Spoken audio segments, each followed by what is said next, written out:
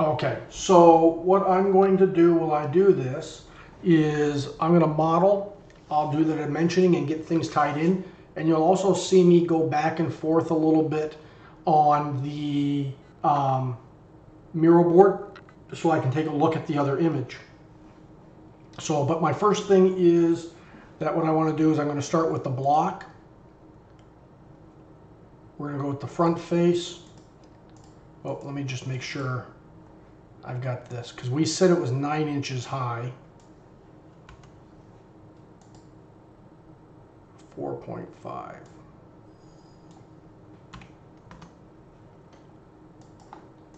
Okay, so my dimensions won't be perfect, but I'm going to keep them as close as I can. Plain white.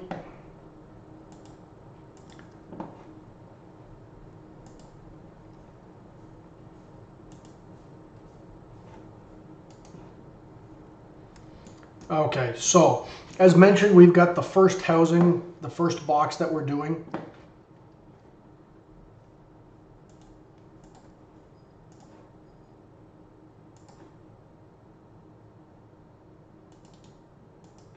Oh, and right off the bat, I noticed that my picture's not centered off of 0, 0, 0.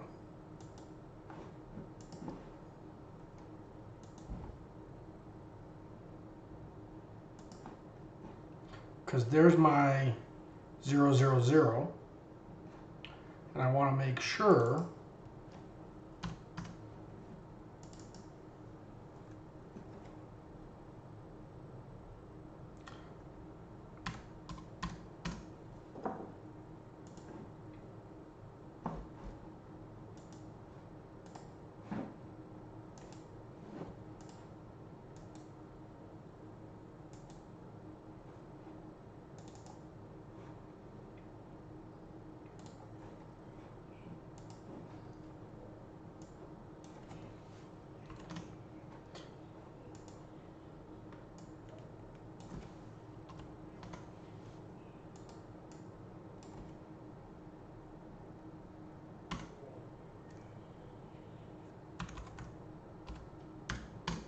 there we go.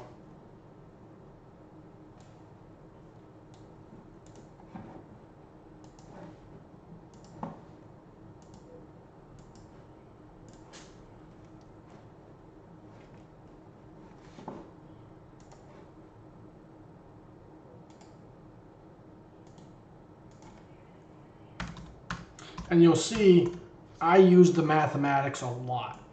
So instead of trying to figure out or remember what 5.6 is, I'm going to go 5.6 divided by 2.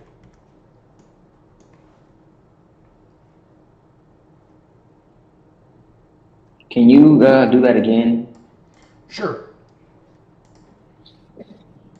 So when you click on the dimension, if you want to give it a dimension, I can go 10 and then the slash sign, which is basically divide by 2, and then it makes it 5. So if I want to go, if I know I want it to be centered, 5.6, because I remember that that's the width of my unit there, divide by 2, and then it guarantees that I've got my rectangle centered. So we're going to start real simple. It's a box. Everything I'm going to do is I'm going to work backwards from the plane. So this is my front face that I was drawing on, so I'm going to go backwards.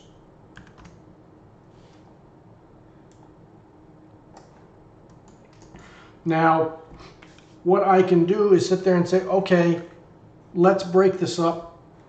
This face, this sketch is a little confusing for me because it's so dark. So if you recall, I can double click on the sketch image, go to transparency. I'm going to go the full transparent image so that I can see the front face a little bit better. Now, I'm going to jump back and forth here a little bit. Oops. Because really what I want to pay attention to is to these two parts. So I can see that we got a part line here, And then we've got this part line here. So what I'm going to do, and you can see that there's a little bit of a gap there, so it's not just an edge on edge. So what I'm going to do, again, I'm just going to make this look right, but I'm going to say, I'm going to envision, and I might have even drawn over this to say, what does this look like? I'm going to assume this goes all the way along. So I'm going to come in, and what I'm going to do is draw a sketch here. We'll draw a line.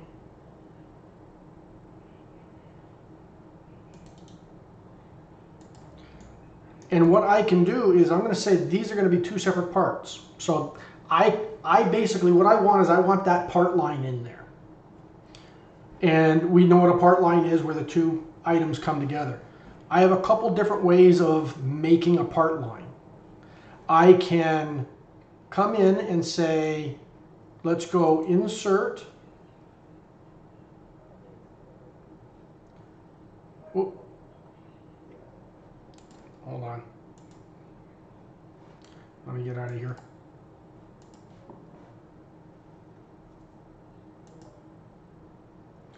Where's my split body?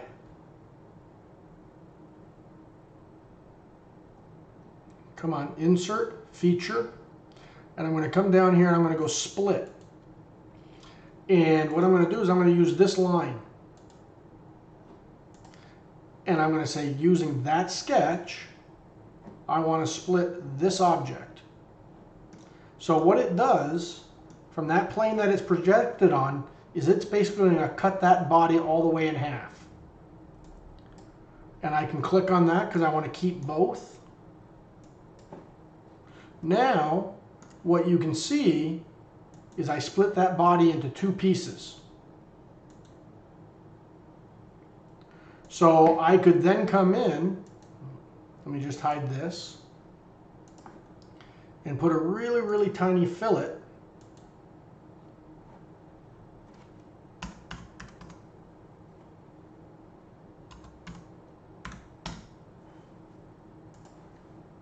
on there.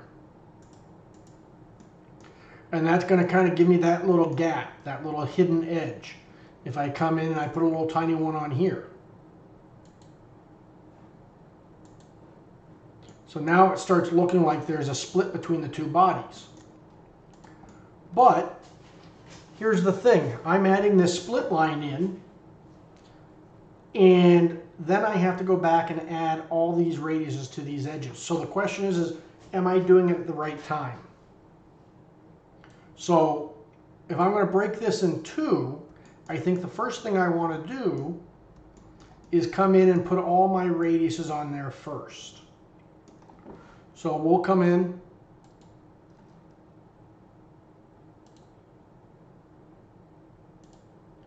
and what I'm going to do is grab the face, and by grabbing the face, it grabs all the edges. Now, these are not very big radiuses. And we'll get into radiuses down the road. These are what's called ball radiuses, like it's the same size radius throughout the whole thing. So we can come back in and say, okay, well, we'll make them 0.1.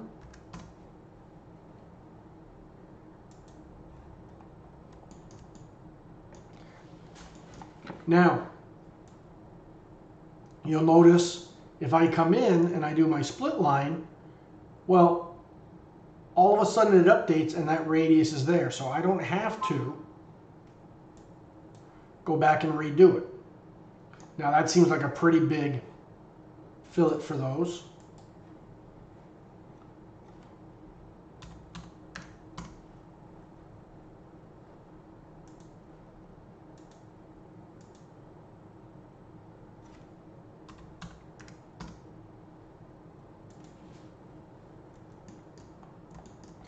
So now I've kind of got that little split line in there. I'm going to do the same on the front face here, because that is a separate object that goes on there. So now what we can do is we'll go to the front face, we'll do a sketch, and we're going to do a split line again. And what I'm doing is I'm just using this to break the body up. You can see I've got separate bodies now. So that goes insert, feature, split line. And then I can go in, use that sketch. I'm going to project it onto this body, but I want to keep both those parts. I don't want it to go all the way through the back. Now, never too late to go back and dimension. I didn't dimension something. One of my expectations for you guys is for your things to be dimensioned. So I would take a logical dimension, either from the very bottom or from the very top. And again, I do not want to see these long numerical numbers. It means that you're not paying attention. Engineers will hate you. Model makers will hate you. When someone comes and says dimension this, you don't have proper dimensioning. So 3.15, and we're good. Now, one thing that I didn't show you was these are separate bodies. So I have the back housing, and if I want, I can just click on it, call it back housing.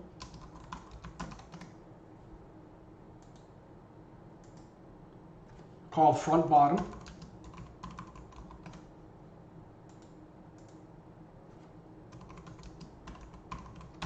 You don't have to do this. It can be useful. I mentioned to you guys once before, you know, depending on if you're coming back to a model later on or something to that effect, how difficult it can be to find things. So having it named can be very useful. Now, these part lines I'm doing are not true part lines. We'll get into that down the road from a manufacturing standpoint. But what I want is I just want that semblance of a seam to show that these are different parts. That's what helps. That's what's going to communicate that that's a different part in your rendering, in the prototype, whatever you want to do. So if I come in now and say, okay, let's add the radius. I can add to that one body. I cannot add the same radius to multiple bodies. So what that means is I can put a radius on this body, but I can't come on and say I'm going to put a radius on this one as well. So I have to do those as separate ones.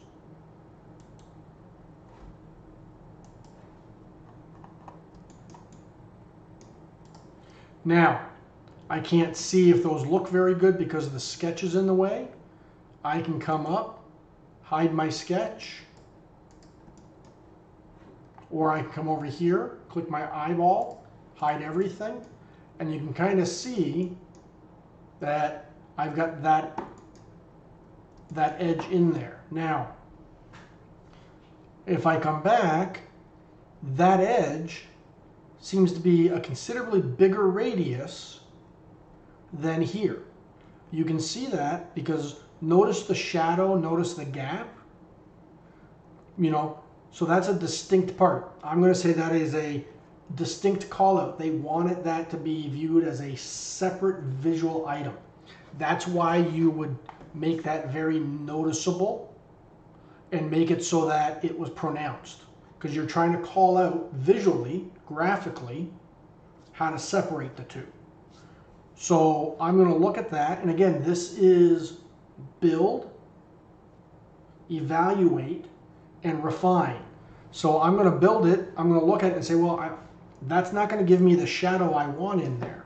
So let me come back.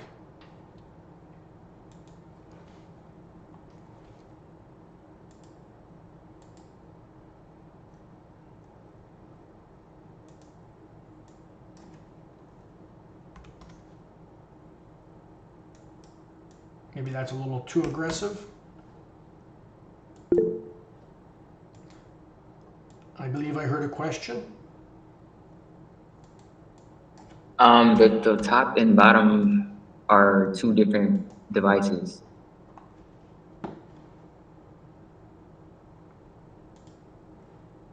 Oh, they're two different devices? Yeah, so one's a radio and one's a turntable, like a record player, but then they combine in that middle housing. So that outside radius should be the same all the way through, right? The outside radius on here. Yeah, so it should be the same as the rest of it. Oh, the same as this outside radius here. Yeah, because I they're see. two separate pieces. I got it. Okay, okay. Excellent. So then we can easily go back and say, well, okay, so then what we'll do is we'll go back here and we'll say that this radius is 03.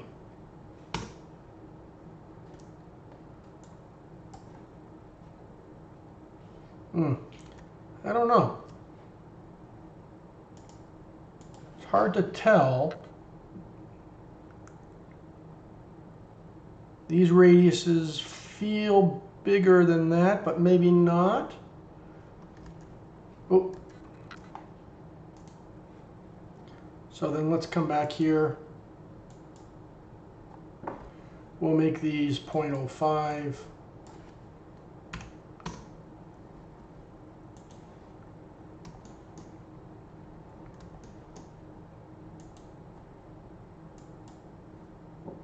And we'll make that 0.05 too.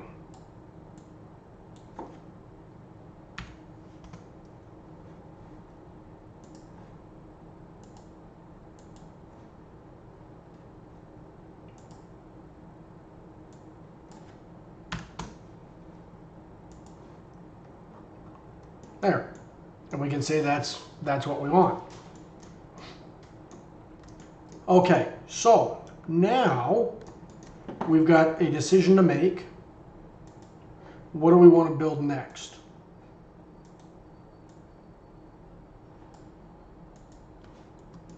So if I look at this, I'm going to say, you know what? I'm going to build this unit here next. Now, I'm going to want to shell these parts so that they're hollow, because right now they're solid. If I do a cross section, you can see that these parts are 100% solid, which means if I put a hole in it, I'm not going to see any darkness inside the hole. I'll see whatever's back there. So let's start with building this one first, because we're going to want to drop shadows. So I'm going to come in, and what I can do is, since I'm only going to work on this piece right now, what I want to do is have just that shown. I have a question real quick about just like the regular parting lines that Yep. you did. I can't seem to get my body to just split in half. Like whenever I put the line in and do insert split, it just gives me the like pull up on the side. Okay. I'm not sure to put in there. Okay, so just to kind of go over that again quickly, doing the split, is I want to draw on the sketch plane in the direction that I want to split it. So if I want to split it down the center here, I would draw on the front plane and draw a line. Now the line has to go all the way through the body that I'm going to split.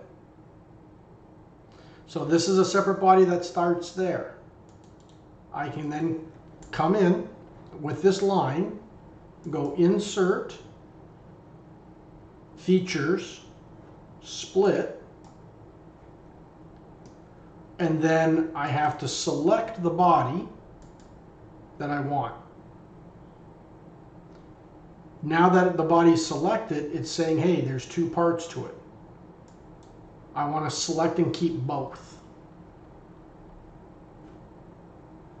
and then I just go cut bodies. And then that gives me those two separate bodies. If I wanted to split it this direction, I would have to draw a sketch on this plane or in that face. Does that make sense?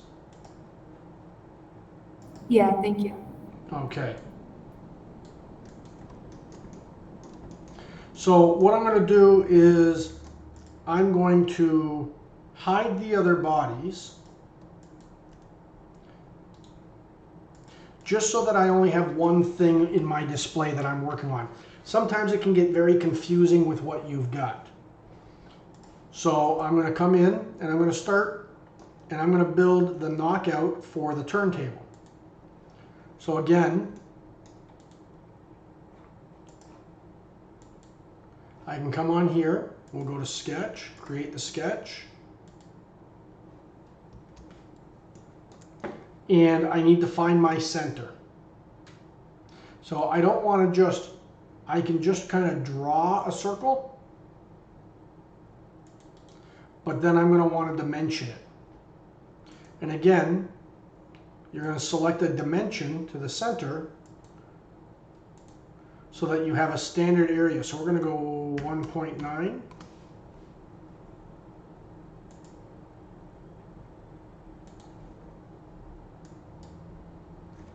And we'll go 1.65, 1.65. Now, you can see that my circle is a little offset. This picture is probably not a dead-on flat picture since it's from the web. So there's probably a little bit of distortion.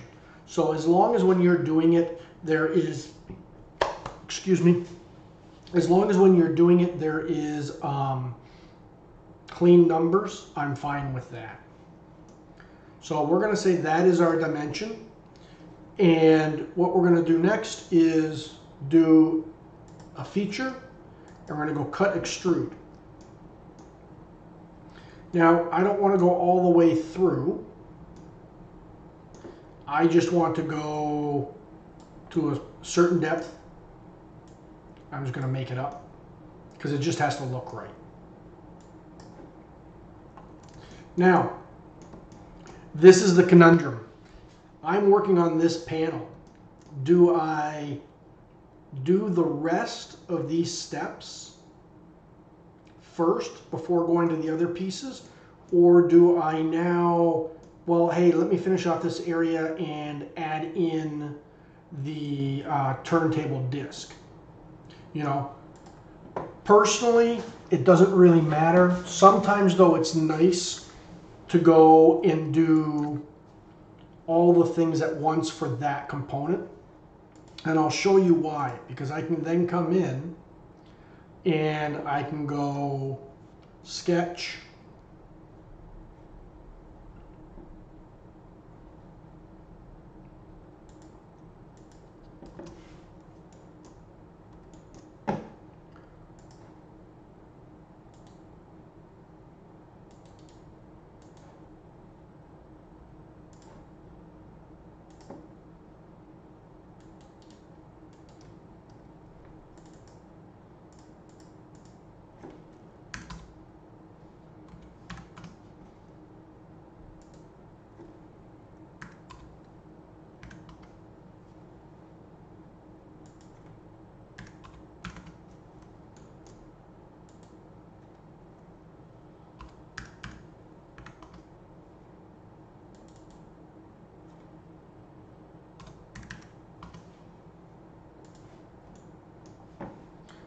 now I can say, okay, these are all going to be cuts.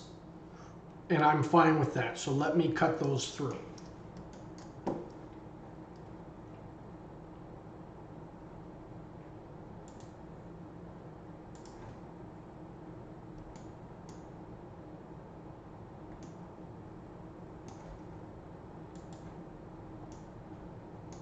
So now instead of doing all these other things, what I can do is I can come back and group everything into a folder if I want and go bottom front face. So if I need to go back and change something really quickly, I know where that is. So now that we've got those roughed in, what I want is, this is always going to look strange because it's not a through hole. So how am I going to have a piece in there that when we look at it, you're going to see the back face versus the blackness? Same as in here. So perhaps I should have shelled it first. So we're going to come in and we're going to shell our component. And what the shell means is exactly that. You're going to give it a wall thickness.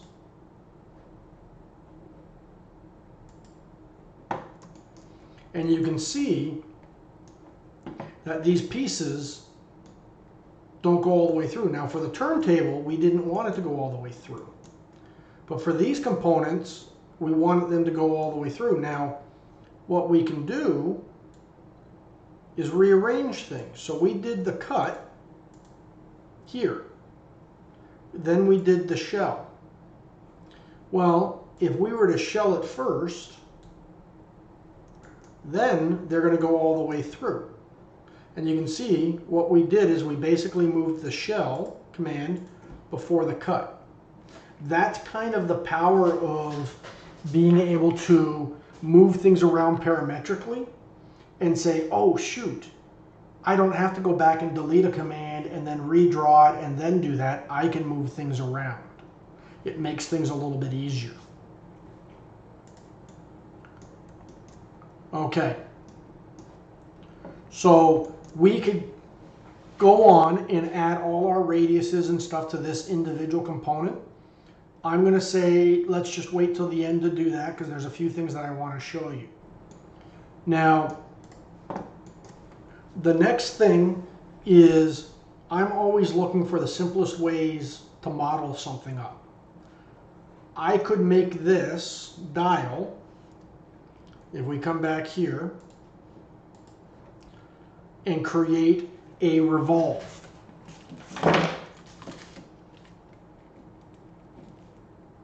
Because everybody's done a revolve.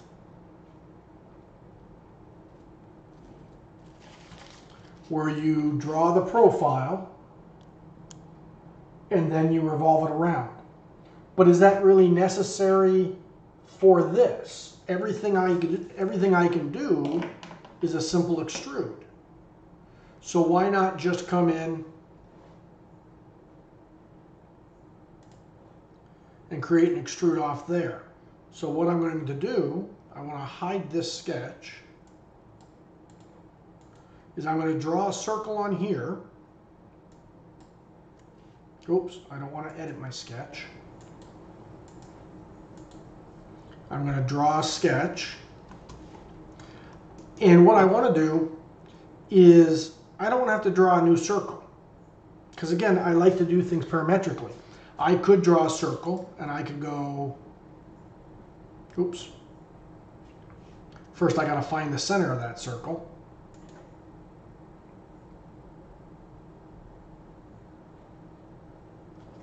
Hold on.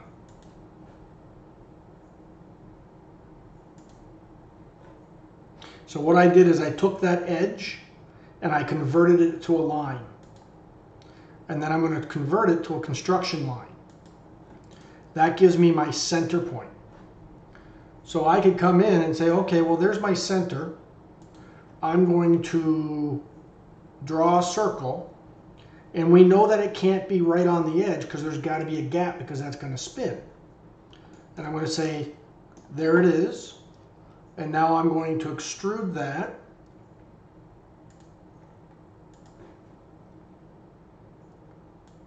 We'll have it raised up just ever so slightly. I want it to be a new piece because it's going to be a different material. I want it to look different. So I'm going to make sure I don't merge the results. And then I've got to draw the next little piece. So here I'm going to go sketch.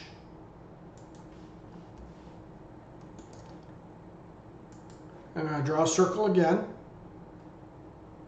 And now you can see if I hover over the edge of that circle, it shows me the center point. So I can snap to that.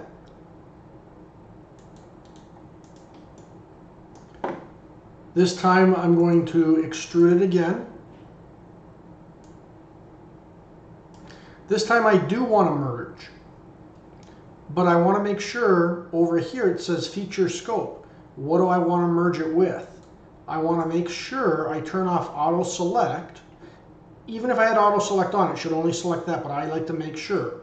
And I want to say just with this. So now I have that.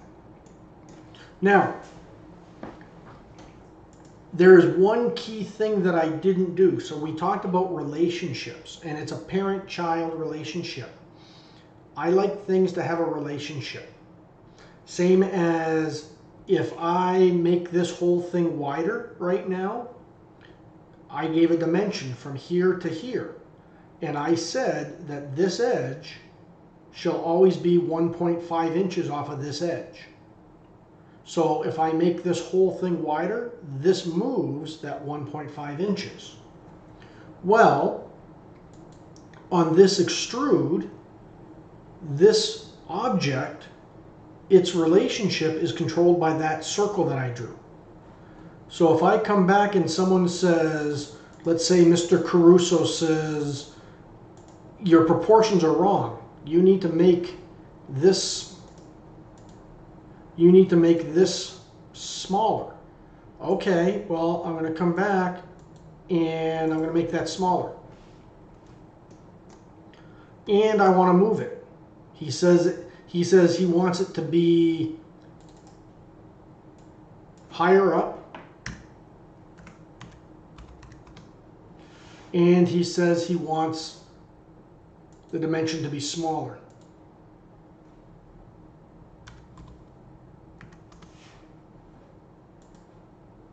Now, the problem is, it looks fine, but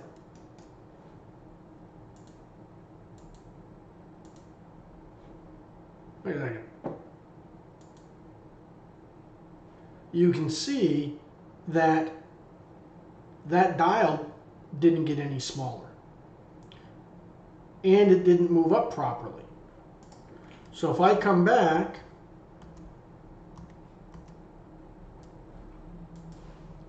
and let's say we come back to the Boss Extrude, and we're going to edit that sketch. So instead of just drawing the sketch in there like we did, what we can do is delete it, and we can go offset. So from this outside edge, we're going to offset it however much we want to offset. Now, what that means is, if I update, this turntable now is always going to be an offset of this cutout circle. So if we come back,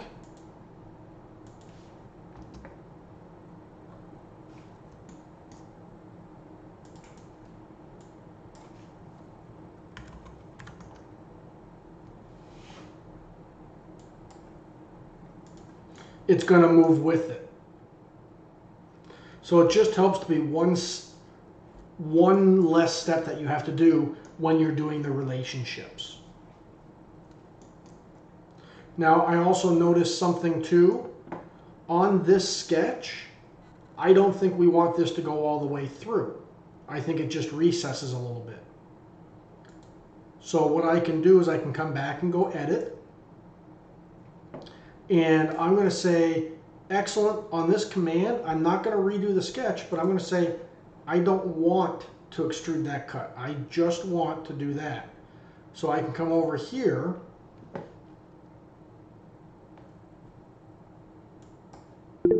Oh, I selected the wrong one. Hold on one second. That's a door that slides with that slider above it. So how would you model that? Sorry, say that. Hold on, let me pull up the reference image here. Okay, so So when that lever makes the door slide. got it. Okay. Well, so they are both through holes. Okay, excellent. So since I am just showing the outside, what I would then do, let me come back here and go to SolidWorks. What I want to do is I want those both to be through cuts. All I'm going to do is cheat. I'm going to come on here and say that's going to be a door. I'm going to draw a sketch. And I'm going to draw a rectangle. And I might not even, it doesn't have to look perfect. It just has to look right. And then I'm going to go extrude.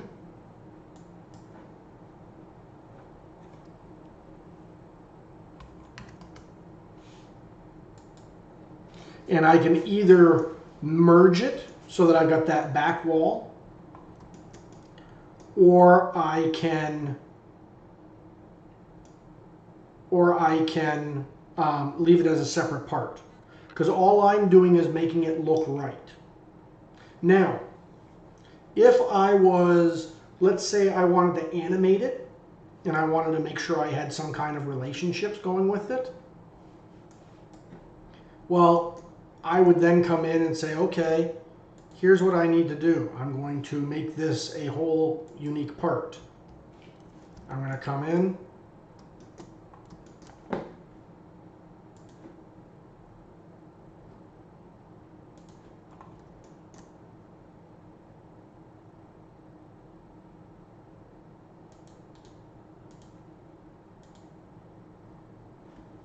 I'm going to trim this up.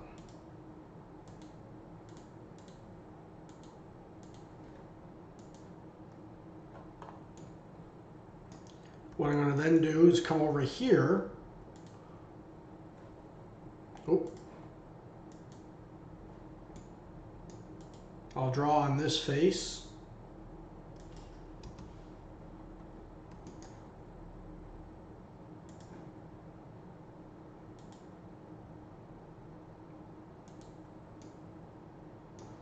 I'm going to extrude that up.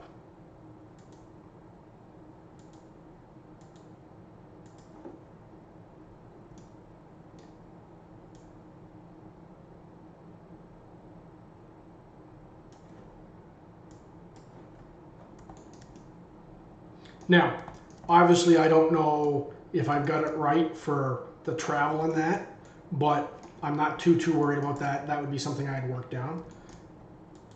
And then I'm going to come on here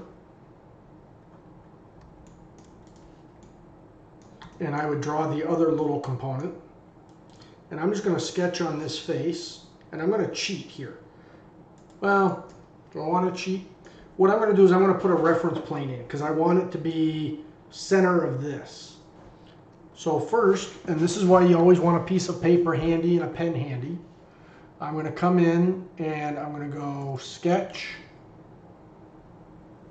Oops, sorry. I'm going to go evaluate, measure, and it is 0.09. So what I'm going to do is I need a sketch plane, and I want it to be 0.09 off this point. So I'm going to select that face, and I'm going to go Insert, Reference Geometry, Plane, and you can see it tosses a plane in there in the wrong direction. So I'm going to flip the offset, and I want it to be 0.09, I said.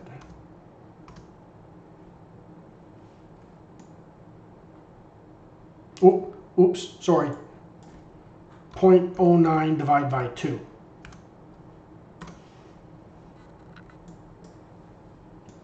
So now what I can do is on this plane, I can come in and model whatever that little bracket's going to look like. So I'm going to come in and I want to draw it. And I don't want to do anything too complicated. So I'm going to draw it in half and then mirror it. We're going to have it flat on the bottom. We'll have it come up just a little bit. Then what we can do is have it come as an arc.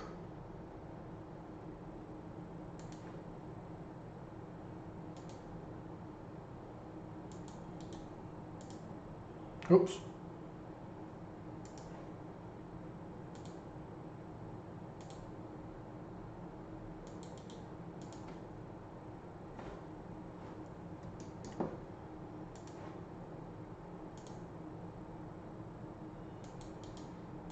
So I don't want, the reason I don't want to have to redraw it twice and get all the things right, and I'm not dimensioning anything, I'm just eyeballing it. But then I can come up and go mirror. I want to mirror this, this, this, and this about this entity. Now what I can do is come in and go extrude. Now, I'm at the halfway point, so I want to extrude it in the same distance both directions. So instead of being blind, which is this, only going in one direction, I want to do it at midplane. So what that does now is this dimension is 0.16 off of this end and that end. So I can do that.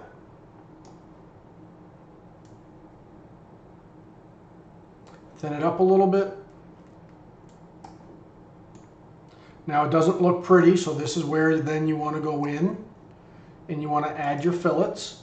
And this is where I'll just talk about this really briefly, because we have a lot of people that go, well, let me get it to a size first, where I'm just going to toss in whatever fillets I want and we're going to put them wherever.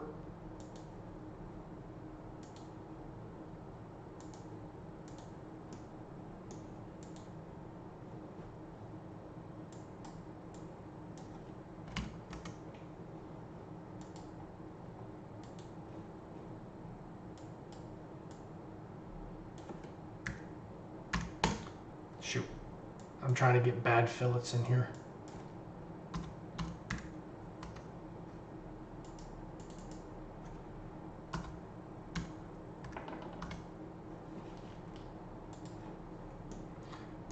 And you can kind of see, oh, looks good, but I didn't dump fillets on there.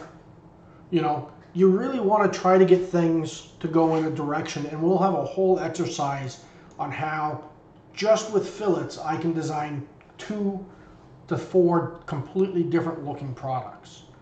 But if I come in and say, well, let's make this a little bit nicer, I don't want a flat here, so I want to have this waterfall and have a certain approach. So we're going to go there and there.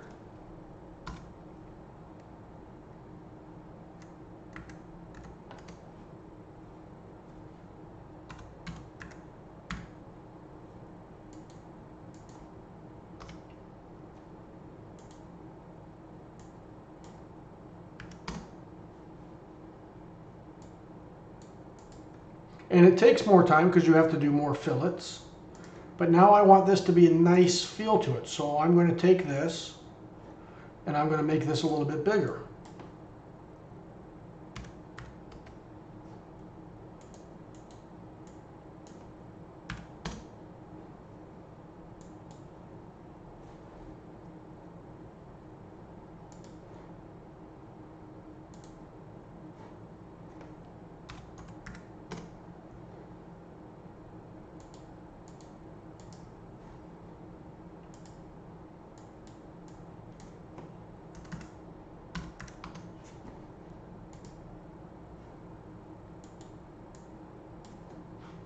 Sorry, I don't have my glasses on.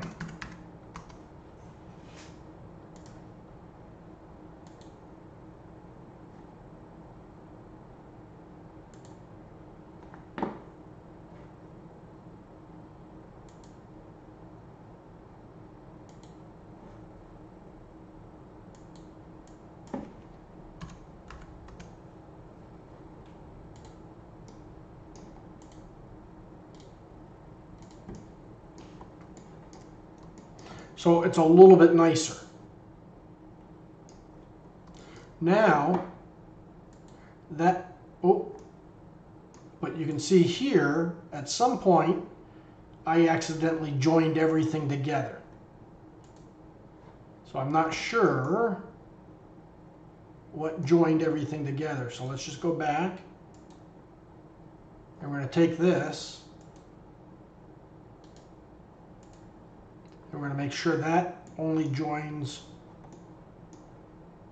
Oh, so that's what I did there. So you can see what happened was when I did this boss,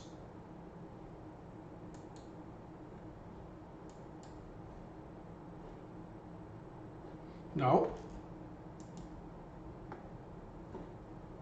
So the best way to figure out what happened is you can see here, I rolled all the way back. So we got the boss extrude there, we got the boss there. Boss extrude. So there, that's a separate part. Now it's not a separate part. Now it's all one piece. So this one little tab, even though it's not touching anything, I said merge results. So I don't want to merge results, or sorry, I want to merge results, but I only want to merge results with this piece here. Now, the reason I didn't merge results with this is because I'm going to want that to be a separate color when I bring it in. Sorry, Deshaun, I didn't see that you had your hand raised.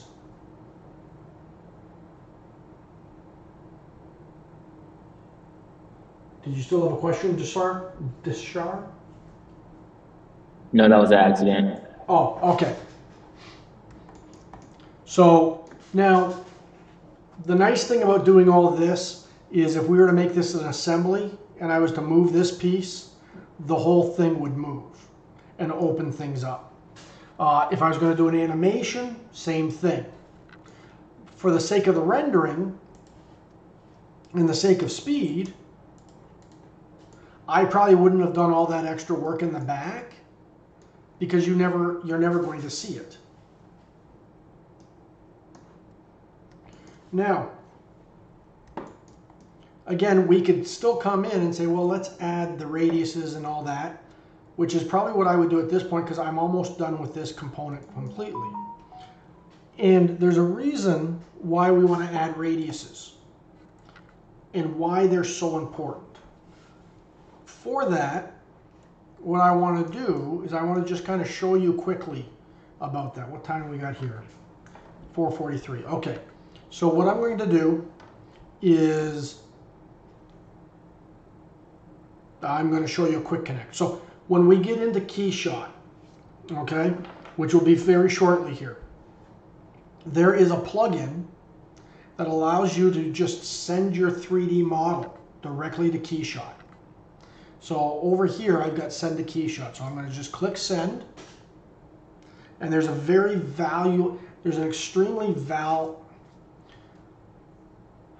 what am I trying to say here? The value of this feature, I will show you in a second.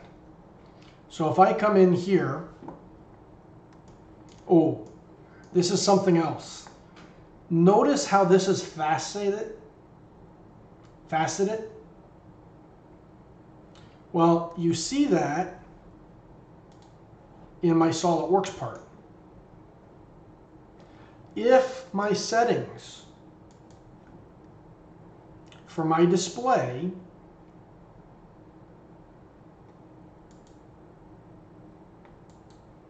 or image quality is not turned up,